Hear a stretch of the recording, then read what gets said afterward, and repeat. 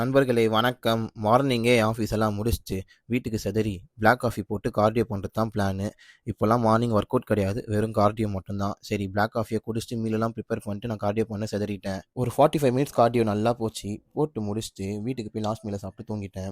நேற்று முடிவில் பார்த்தீங்கன்னா வேலையை விடக்கூடாதுன்ற மைண்ட் செட் வந்துச்சு. ஏன்னா சோத்துக்கு சிங்கிரிக்கணும். சரி மறக்காமல் நான் ஃபாலோ பண்ணிக்கோங்க. 10K அடிக்கிறதுக்கு இன்னும் ஃபியூ ஸ்டெப்ஸ் தான். பாதி வந்தாச்சு. இன்னும் பாதி மட்டும்தான்.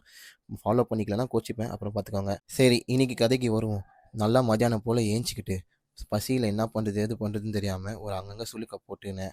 அப்பப்போலாம் வலிக்க ஆரம்பிக்கிறான். இப்போ என்ன பண்ணுறது எது பண்ணுறதுன்னு தெரில. நல்லா ஒரு புஜிட்டிக்கான ஒரு ஃபஸ்ட் மீலை சாப்பிட்டு ஜிம்முக்கு செதறிட்டேன். ஜிம்முக்கு போனோடனே இன்றைக்கி நான் ஒர்க் அவுட் ஏது ஒர்க் அவுட்லாம் தெரியல. நல்லாவே யோசித்தேன். நேற்று செஸ்ட்டு போட்டோம். இன்றைக்கி ஒரு ஷோல்ட்ரு போட்டுருவோம். நல்லா பீக்கில் இருக்கான்னு சொல்லிட்டு ஷோல்டருக்கு தேவையான எல்லா ஒர்க் அவுட்டும் போட ஆரம்பித்தேன். பந்தய தட்டு மாற்றினதுனால ஸோ எப்பவும் போல் ட்ரெயின் பண்ணலான்ற மாதிரி கோச் சொன்னார். சரி அதை கேட்டுக்கிட்டு கிட்டத்தட்ட நல்லாவே ட்ரெயின் பண்ணேன். சரி ஷோல்டர்லாம் போட்டோன்னே கை வந்து நல்லா துடிக்க ஆரம்பித்தான். போஸிங்கெல்லாம் செக் பண்ணால் ஓரளவுக்கு நல்லாவே வந்திருக்கு.